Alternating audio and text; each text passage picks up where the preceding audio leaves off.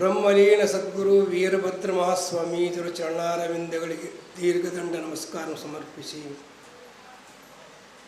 ಜಗನ್ಮಾತೆಯ ಚರಣಾರವಿಂದಗಳಿಗೆ ಭಕ್ತಿಪೂರ್ವಕ ನಮಸ್ಕಾರ ಸಮರ್ಪಿಸಿ,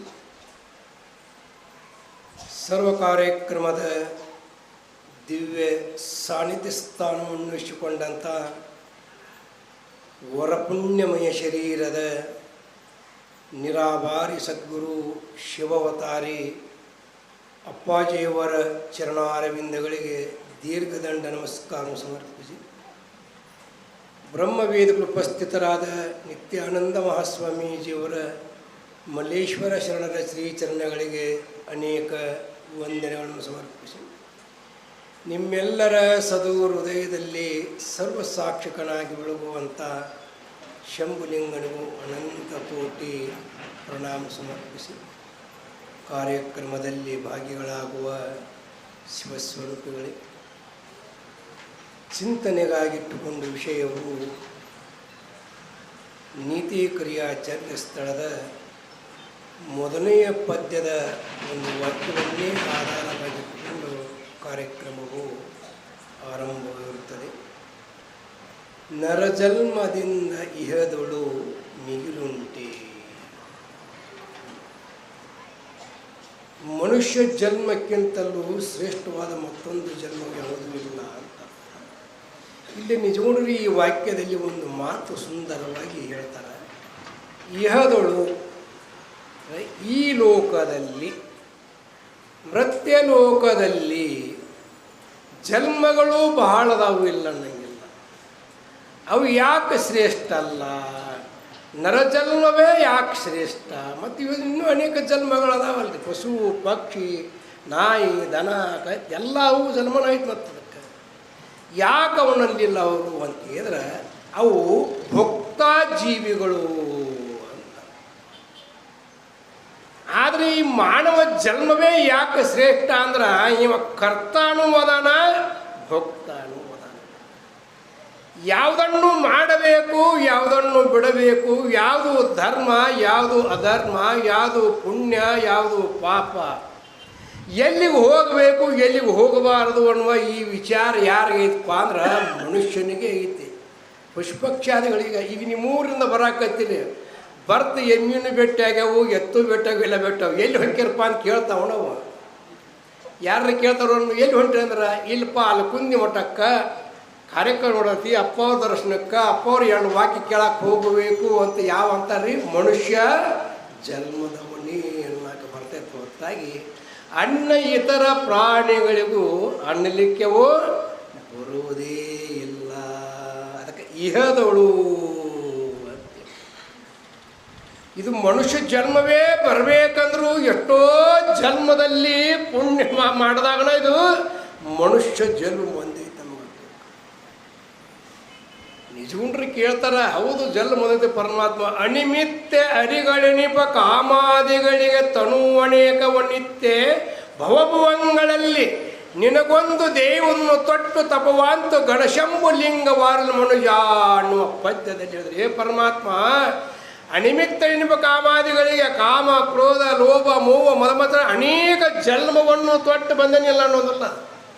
ಯಾವ ಜನ್ಮದಲ್ಲಿ ನಾನು ಯಾರಿದ್ದೇನೆ ಎಂಬುವ ತಿಳುವಳಿಕೆಯನ್ನು ಮಾಡಿಕೊಂಡು ನಾನು ಯಾರು ಎಂಬುದನ್ನು ವಿಚಾರ ತಿಳಿಸಕ್ಕಂಥ ಸದ್ಗುರುವಿಗೆ ಶರಣಾಗತನಾಗಬೇಕಾದ್ರೆ ಅನೇಕ ಜನ್ಮಗಳನ್ನು ತಿರುಗಾಡಿದ್ರು ಏನು ಸಿಗಲಿಲ್ಲ. ಈ ಮಾನವ ಜನ್ಮವನ್ನು ಪಡೆದುಕೊಂಡು ಬಂದಿರಕ ಅನಿಮಿತ್ಯ ಅರಿಗಳೆನಿಪ ಕಾಮಾದಿಗಳಿಗೆ ತನುವನೇಕವನಿತ್ಯ ಭವಭಂಗಳಲ್ಲಿ ನಿನಗೊಂದು ದೇವುದನ್ನು ತೊಟ್ಟು ತಪವಾಂತು ಗಣಶಂಭುಲಿಂಗವಾರ್ಲ ಮನುಜ ಅನ್ನುವ ಪದ್ಯದಲ್ಲಿ ಭಾಳ ಸುಂದರ ಕೇಳ್ಕೊಂತಾರ. ಈ ಮನುಷ್ಯ ಜನ್ಮವೇ ಅತಿ ಶ್ರೇಷ್ಠವಾದದ್ದು ಅಂತ ವಿಶ್ವಧರ್ಮ ಗ್ರಂಥವಾದ ಭಗವದ್ಗೀತೆಯಲ್ಲಿ ಭಾಳ ಸುಂದರವಾಗಿ ಒಂದು ಮಾತು ಹೇಳ್ತಾರೆ. ಧರ್ಮಕ್ಷೇತ್ರೇ ಅಂತ ಮೊದಲು ಹೇಳ್ತಾರೆ. ಧರ್ಮ ಕ್ಷೇತ್ರೇ, ಕ್ಷೇತ್ರ ಅಂದ್ರೆ ಹೊಲ ಅಂತ ಅರ್ಥಕ್ಕಂಥ ಶಬ್ದ ಅರ್ಥದಲ್ಲಿ. ಹೊಲದಲ್ಲಿ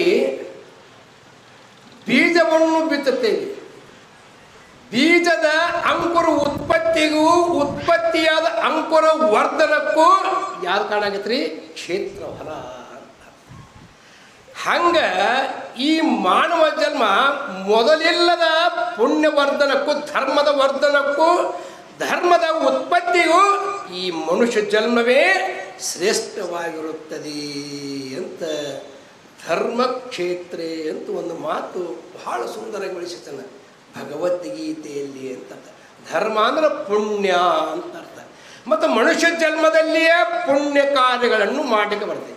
ಈಗ ಪರಮಾತ್ಮ ನಮಗೆ ಸಾಕಷ್ಟು ಸಂಪತ್ತು ಕೊಟ್ಟಾರಪ್ಪ. ಸಂಪತ್ತು ಕೊಟ್ಟ ಬಳಿಕ ಅದನ್ನು ಎಲ್ಲಿ ವಿನಿಯೋಗ ಮಾಡಬೇಕು, ಆ ವಿನಿಯೋಗ ಮಾಡುವುದರಿಂದ ನಮಗೆ ಏನು ಫಲ ಪ್ರಾಪ್ತ ಆಕೈತಿ? ಪರಮಾತ್ಮ ಸಂಪತ್ತು ಕೊಟ್ಟ ಅದು ಎಲ್ಲಿ ವಿನಿಯೋಗ ಮಾಡಬೇಕಂದ್ರೆ ಸತ್ಕಾರಗಳಿಗೆ ಅದನ್ನು ವಿನಿಯೋಗ ಮಾಡಬೇಕು ಅಂತ ಶಾಸ್ತ್ರ ಹೇಳ್ತದೆ. ಸತ್ಕಾರಕ್ಕೆ ವಿನಿಯೋಗ ಮಾಡುವುದರಿಂದ ಕತಿ ನಿನ್ನ ಅಂತಃಕರಣವು ಪುಣ್ಯ ಉದಯವಾಗುತ್ತದೆ, ಧರ್ಮದ ಉತ್ಪತ್ತಿಗೂ ಅಂತ ಅರ್ಥ. ಆ ಉತ್ಪತ್ತಿಯಾದ ಪುಣ್ಯದ ವರ್ಧನಕ್ಕೂ ಈ ಮನುಷ್ಯ ಜನ್ಮವೇ ಕಾರಣವಾಗಿರುತ್ತದೆ ಅಂತ. ಶರೀಫ ಶಿವಿಗಳು ಹೋಗುತ್ತಿರುವುದು ಕಾಯ ವ್ಯರ್ಥ, ಇದರ ಲಾಘವ ತಿಳಿದ ಯೋಗಿ ಸಮರ್ಥ. ಈ ಮನುಷ್ಯ ಜನ್ಮ ಬಂದೈತಿ, ಈ ಮನುಷ್ಯ ಜನ್ಮದಾಗ ಇದರ ಸಾರ್ಥಕತೆ ಏನು ಮಾಡಿಕೊಳ್ಳಬೇಕು ಅಂತ ಕೇಳಿದ್ರೆ ನಿಜಗೊಂಡ್ರು ಈ ಮನುಷ್ಯ ಕುಲದ ಜನನದ ಲಾಭವಾಗುವುದು.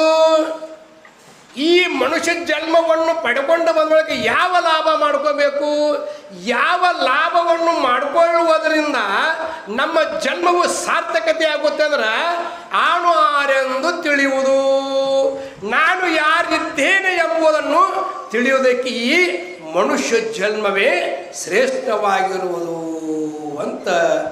ಈ ಮನುಷ್ಯ ಜನ್ಮದಲ್ಲಿ ಅತಿ ಶ್ರೇಷ್ಠ ಅಂತ ಅರ್ಥ. ಅನುಭವ ರೂಪವಾಗಿ ನಮಗೊಂದು ಸ್ವಪ್ನ ಬಿದ್ದಿರ್ತೈತಿ, ಸ್ವಪ್ನ ಬಿದ್ದಿರ್ತೈತಿ.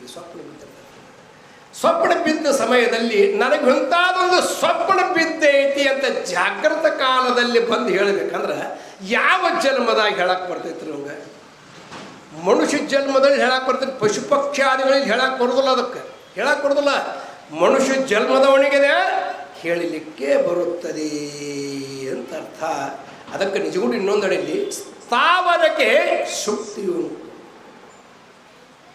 ಪಶುಪಕ್ಷಾದಿಗಳಿಗೆ ಸ್ವಪ್ನ ಉಂಟು, ದೇವಜಾಲಕ್ಕೆ ಜಾಗೃತ ಉಂಟು.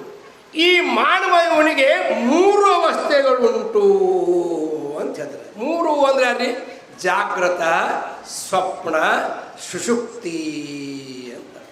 ಇವು 3ಗಳನ್ನು ಅದಾವು. ಯಾಕದವು? ಇವನಿಗೆ ವಿಚಾರ ಮಾಡುವ ಶಕ್ತಿ ಇರದ ಈ 3 ಅವಸ್ಥೆಗಳ ವಿಚಾರ ಮಾಡುವುದರ ಈ ಮನುಷ್ಯ ಜನ್ಮದಲ್ಲಿಯೇ ಶ್ರೇಷ್ಠವಾಗಿರುತ್ತದೆ. ಪಶುಪಕ್ಷಾದಿಗಳು ನನಗೆ ಇಂಥ ಸ್ವಪ್ನ ಬಿದ್ದೆ ಅಂತ ಹೇಳಕ್ಕೆ ಬರೋದಲ್ಲ, ಹೇಗೋ ಅದರಂತೆ ಅಂತ. ಇನ್ನೊಂದು ಗಾಢವಾದ ನಿದ್ರೆಯಲ್ಲಿ ಮಲಿಗೆವು ಅಂತ ಮಲಿಗೆ ಎದ್ದ ಬಳಿಕ ಇಲ್ಲಿಯ ಪರ್ಯಂತರವಾಗಿ ನಾನು ಸುಖವಾಗಿ ಮಲಗಿದ್ದೆ ಅಂತ ಅನ್ಬೇಕಾದ್ರೆ ಯಾವಾಗ ಹೇಳ್ತೀವಿ ನಾವು? ಮನುಷ್ಯ ಜನ್ಮದಲ್ಲಿಯೇ ಹೇಳಲಿಕ್ಕೆ ಬರ್ತಾ ಇರ್ತೇವೆ ಹೊರತಾಗಿ ಮನುಷ್ಯ ಜನ್ಮದಲ್ಲಿ ಹೇಳಲಿಕ್ಕೆ ಅದು ಬರುವುದೇ ಇಲ್ಲ ಅಂತ ಅರ್ಥ. ಇನ್ನೊಂದು ವಿಶ್ವಧರ್ಮ ಗ್ರಂಥವಾದ ನನಗನ್ನಿಸಿ ಮಟ್ಟಿ ಒಂದು ಶ್ಲೋಕ ಹೇಳ್ತಾನೆ. ಚಂಚಲಂ ಮಣ ಕೃಷ್ಣ ಪ್ರಮಾತಿ ಬಲವದ್ದಳಂ ತಸ್ಯಾಹಂ ನಿಗ್ರಹ ವಾಯುರೇವ ದುಷ್ಕರಂ ಅಂತ ಮಾತು. ಹೇ ಭಗವಂತ, ನೀನು ಜ್ಞಾನ ಉಪದೇಶವನ್ನೆಲ್ಲ ಹೇಳಿದ್ರಿ, ಆದ್ರೆ ನನ್ನ ಮನಸ್ಸು ಬಹಳ ಚಂಚಲವಾಗೈತಿ. ಅದು ಏನು ಮಾಡಿದ್ರಿ, ಕೂತು ಕೇಳಿದಾಗ ತಿಳಿತೈತಿ, ಬಿಟ್ಟು ಬಳಕ ಏನು ಹೇಳ್ಯಾರ ಅನ್ನೋದು ಗೊತ್ತಾಗ್ತದಲ್ಲ. ಈ ಮನಸ್ಸು ಭಾಳ ಚಂಚಲ, ಕ್ಷಣಕ್ಕಿದು ಕೇವಲ ವಿಷಯಗಳ ಚಿಂತನೆ ಮಾಡ್ತೈತಿ. ಇಂಥ ಚಂಚಲವಾದ ಮನಸ್ಸಿನಲ್ಲಿ ನಾನು ಹೇಗೆ ಜ್ಞಾನವನ್ನು ಮಾಡಿಕೊಳ್ಳಲಿ ಅಂತ ಅರ್ಜುನ ಕೇಳಿದಾಗ ಅದನ್ನು ಮಾಡ್ಕೊಳಕ್ಕೆ ಬರ್ತೈತಪ್ಪ ಅಂದ್ರೆ ಅಭ್ಯಾಸೇನ ಕೌಂತೆಯ ವೈರಾಗ್ಯೇನ ಚ ಕ್ರಿಯತೆ ಅಂದರೆ ಅಭ್ಯಾಸ ಬಲದಿಂದಲೂ ಮತ್ತು ವೈರಾಗ್ಯದಲ್ಲೂ ಮನಸ್ಸನ್ನು ನಿಗ್ರಹವನ್ನು ಮಾಡಲಿಕ್ಕೆ ಬರ್ತೈತಿ ಅಂತ ಹೇಳಿದ್ರು. ಆ ಮನಸ್ಸನ್ನು ಏಕಾಗ್ರ ಮಾಡುವಕ್ಕೋಸ್ಕರವಾಗಿ ಯೋಗವನ್ನು ಹೇಳಿದರು. ಪತಂಜಲಿಯ ಸೂತ್ರವಾಗಿ ಯೋಗ ಹೇಳಿದರು, ನಿಜಗುಂಡ್ರು ಹೇಳಿದರು. ಮಂತ್ರಯೋಗ, ಲಯಯೋಗ, ಹಠಯೋಗ, ರಾಜಯೋಗ, ಶಿವಯೋಗ ಹೇಳ್ಯಾರ. ಯಾವುದಾದ್ರೂ ಒಂದು ಯೋಗವನ್ನು ಸದ್ಗುರುಗಳ ಮುಖಾಂತರವನ್ನು ಪಡೆದು ಅವರ ಹೆಂಗೆ ಹೇಳಿದ್ರು ಅದರಂಗ ಅದನ್ನು ಆಚರಿಸುವುದೇ ಯೋಗ ಅಂತ ಅರ್ಥ. ಹಂಗೆ ಯೋಗವನ್ನು ಸಾಧಿಸಿ ಮನಸ್ಸನ್ನು ಏಕಾಗ್ರ ಮಾಡಿಕೊಂಡು ಏಕಾಗ್ರವಾದ ಮನಸ್ಸಿನಲ್ಲಿ ಗುರು ಸನ್ನಿಧಾನಕ್ಕೆ ಇದ್ದು ನಿತ್ಯ ಶಾಸ್ತ್ರ ಶ್ರವಣ ಮಾಡತಕ್ಕಂಥ ಯಾವ ಜನ್ಮ ಬೇಕಾಗ್ತತಿಲ್ಲಿ? ಮನುಷ್ಯ ಜನ್ಮಕ್ಕೆ ಬರ್ತೈತೆ ಹೊರತಾಗಿ ಅನ್ಯ ಜನ್ಮದಲ್ಲಿ ಅದು ಬರುವುದೇ ಇಲ್ಲ. ಈ ಮನುಷ್ಯ ಜನ್ಮ ಹೋಯ್ತಂದ್ರೆ ಮತ್ತೊಮ್ಮೆ ಬರ್ತೈತೆ ಅಂತ ಗ್ಯಾರಂಟಿ ಎಂಬುದು ಇಲ್ಲವೇ ಇಲ್ಲ. ಹೆಂಗಂತ ಕೇಳಿದ್ರೆ, ಒಬ್ಬನೊಬ್ಬ ರಾಜ ಒಂದು ಊರಲ್ಲಿ ನಿತ್ಯ ವಾರದಾಗ ಒಂದು ದಿನ ಏನು ಮಾಡ್ತಾರೆ, ದಾನ ಧರ್ಮಾದಿಗಳನ್ನು ಮಾಡ್ತಿದ್ದ. ಈ ಸುದ್ದಿ ಒಬ್ಬ ಹುಟ್ಟು ಕುರುಡ ಇದ್ದವ, ಕಣ್ಣಿದ್ದಿದ್ದಿಲ್ಲ ಅವಾಗ. ಅವ ಏನು ಮಾಡಿದ, ಎಷ್ಟು ಭಿಕ್ಷಾ ಮಾಡಿದರೂ ಹೊಟ್ಟೆ ತುಂಬಂಗಿಲ್ಲ. ರಾಜನ ಮನೆಗೆ ಹೋದ್ರೆ ಸ್ವಲ್ಪ ಏನಾರ ಪಟ್ಟ ಅನ್ನೋ ನಾಸಿಲೆ ಆ ಗ್ರಾಮಕ್ಕೆ ಬಂದ ಕೂಡ. ಬಂದಕ್ಕೆ ಯಾರ ಊರ ಮನಿಕತನ ಒಬ್ಬ ರಾಜನ ಹಿಂಗೆ ಮಾಡ್ತದ್ರ, ಇಲ್ಲ ಆ ಕೋಟೆಯ ಗೋಡೆ ಹಿಡ್ಕೋಂತನ ಹೋಗು, ಎಲ್ಲಿ ಬಾಗಿಲ ಬರ್ತೈತಲ್ಲ ಆ ಬಾಗಿಲ ಬಂದಾಗ ಅಲ್ಲಿ ನಿಂದರು, ರಾಜ ಅಲ್ಲಿ ಇರ್ತಾನ, ನಿನಗೇನು ಬೇಡ್ತಾನ ಕೊಡ್ತಾನ ಅಂತ ಹೇಳಿದ್ರು ಒಬ್ಬರು. ಅದನ್ನ ಮಾತಿನ ಮ್ಯಾಗ ಸ್ಪಾಟ್ ಆ ಕೋಟೆ ಗೋಡೆ ಹಿಡ್ಕೋ ಅಂತನ ಬಂದ. ಬರ್ತಾ ಬರ್ತಾ ದ್ವಾರ ಬಾರ ಬರುವೊಳಗ ತನಗವು ಸ್ವಲ್ಪ ಮೈ ಕಜ್ಜೆತ್ತಿದ್ವು. ಕೆರ್ಕೊಂಡಕ್ಕಾಗ್ತದೆ, ಕೆರ್ಕೊಂಡ ಆ ಬಾಗಲ ಬಿಟ್ಟು ಮತ್ತೆ ಗಾಡಿನ ಹಿಡ್ದಾಗ್ತಿರ್ತದೆ. ಹಿಂಗೆ ಮತ್ತೆಲ್ಲ ಹಂಗೆ ಸುತ್ತಕ್ಕೆ ಮತ್ತೂ ಅಲ್ಲಿಗೆ ಬಂದ. ಹಂಗೆ ಸುತ್ತಾಕಿ ಬಂದ. ಕಡೆಗೆ ರಾಜನೂ ಭೇಟಿಯಾಗಲಿಲ್ಲ, ಯಾರೂ ಭೇಟಿಯಾಗಲಿಲ್ಲ. ಹಂಗೆ ಈ ಮನುಷ್ಯ ಜನ್ಮವೇನೋ ತೊಟ್ಟು ಬಂದೇವಿ, ಇಲ್ಲ ಅನ್ನೋದು ತೊಟ್ಟು ಬಂದೇವಿ. ನಮ್ಮಲ್ಲಿದ್ದಂಥ ಮಲದೋಷ ವಿಕ್ಷೇಪ ದೋಷವನ್ನು ಕಳೆದುಕೊಂಡು ವೇದದ ಪೂರ್ವಭಾಗವಾದ ವಾಕ್ಯಗಳನ್ನು ಗುರುಮುಖಾಂತರ ಕೇಳಿ ಕಳೆದುಕೊಂಡು ಅವಳ ದೋಷವನ್ನು ಕಳೆಯಲಾರದೆ ಹಂಗ ನಾವು ಹಾದಂದ್ರೆ ಮತ್ತು 84 ಲಕ್ಷ ಜೀವರಾಶಿಗಳಲ್ಲಿ ತಿರುಗಬೇಕಾಕೈತೆ ನೋಡು ಅಂದ್ರು. ಹಂಗೆ ನಮಗೆ ಆ ಪೂರ್ಣ ಹೆಂಗಿದ್ರೆ ಹಂಗೆ ಈ ಗುರು ಸನ್ನಿಧಾನಕ್ಕೆ ಹೋದೆ ನಾನಾನೇ ಎಂಬುದು ತಿಳಿಯದೆ ಹಿಂಗಾಕೈತೆ ನೋಡು, ನೀನು ಜನ್ಮಕ್ಕೆ ಬರ್ತೀ ಅಂತ ಬಹಳ ಸುಂದರವಾಗಿ ಈ ಜನ್ಮವೇನೋ ಬಂದಿರ್ತೈತಿ. ಸದ್ಗುರುಗಳ ಸನ್ನಿಧಾನಕ್ಕೆ ಹೋಗಬೇಕಂದ್ರದ್ದು ಪೂರ್ವಾರ್ಜಿತವಾದ ಪುಣ್ಯ ಬೇಕು. ಏನೋ ನಾವು ನೀವೆಲ್ಲರೂ ಪುಣ್ಯ ಮಾಡಿವಿ ಅಂದರೆ ಯಾವೋ ಒಂದು ಜನ್ಮದಲ್ಲಿ ಪುಣ್ಯ ಮಾಡಿವಿ, ಮನುಷ್ಯ ಜನ್ಮನೂ ಬಂದೈತಿ. ಮನುಷ್ಯ ಜನ್ಮ ಬಂದಾಗ ಹೋಗಬೇಕು ಆ ಗುರು ಸನ್ನಿಧಿಯಾಗಿ ಹೋಗಿ 9 ದಿವಸಗಳ ಪರ್ಯಂತರವಾಗಿ ದೇವಿ ಪಾರಾಯಣ, 2 ಹೊತ್ತು ಶಾಸ್ತ್ರ ಮತ್ತು ಅನೇಕ ಸಂಗೀತ ಕಾರ್ಯಕ್ರಮ ಇವೆಲ್ಲವನ್ನು ಕೇಳಿ ಜನ್ಮವನ್ನು ಸಾರ್ಥಕತೆ ಮಾಡಿಕೊಳ್ಳಬೇಕೆನ್ನುವುದೇ ಈ ಸತುದೃಷ್ಟಿ ಏನೈತಿ, ಈ ಮನುಷ್ಯ ಜನ್ಮವೇ ಸಾರ್ಥಕ ಮಾಡಿಕೊಳ್ಳುವು. ಅದಕ್ಕೆ ನರಜನ್ಮ ಅಂತ ಅರ್ಥ. ಈ ನರಜನ್ಮ ಬಂದಿದ್ದೇ ಬಹಳ ಮಹತ್ವದ. ನರಜನ್ಮ ಏನೋ ಬಂದೈತಿ, ಮನುಷ್ಯನಾಗಿ ಹುಟ್ಟೇವಿ, ಮನುಷ್ಯತ್ವ ಬರುವುದು ಬಹಳ ಕಠಿಣ. ಮನುಷ್ಯತ್ವಂ ಮುಮುಕ್ಷತ್ವಂ ಮಹಾಜನ ಸಂಶ್ರಯತ್ವಂ ಏತತ್ರಂ ಸುದುರ್ಲಭಂ ಅಂತ ಹೇಳ್ಯಾರ. ಅಂಥ ಮನುಷ್ಯ ಜನ್ಮವನ್ನು ಬಂದ ಬಳಿಕ ಯಥಾರ್ಥವಾಗಿ ತಿಳಿಯತಕ್ಕಂಥ ಸದ್ಬುದ್ಧಿ ನಮಗೆ ಪ್ರಾಪ್ತವಂತೇಳಿ ನನ್ನ ವಾಣಿಗೆ ವಿರಾಮ.